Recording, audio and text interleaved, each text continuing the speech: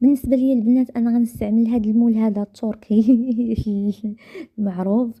هنا البنات أنايا عاد خديته، ولكن أنا راه كنخاف من هاد الشي يمشي يضيع ليا المقادير ونصدق ضايعة في البيض وكلشي غلا والزيت غلا وزيد وزيد. اللهم ندهنو نهني راسي.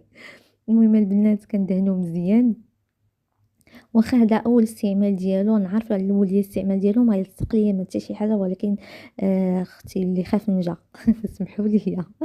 المهم كندهن هذاك المول مزيان مزيان وكنرشو بالدقيق.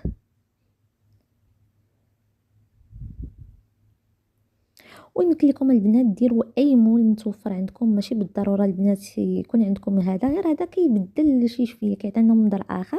صافي البنات هنا غنخوي الخليط ديالي في المول وغندخلو ان شاء الله الفران على درجه الحراره 180 درجه يطيب ليا من التحت ومن الفوق.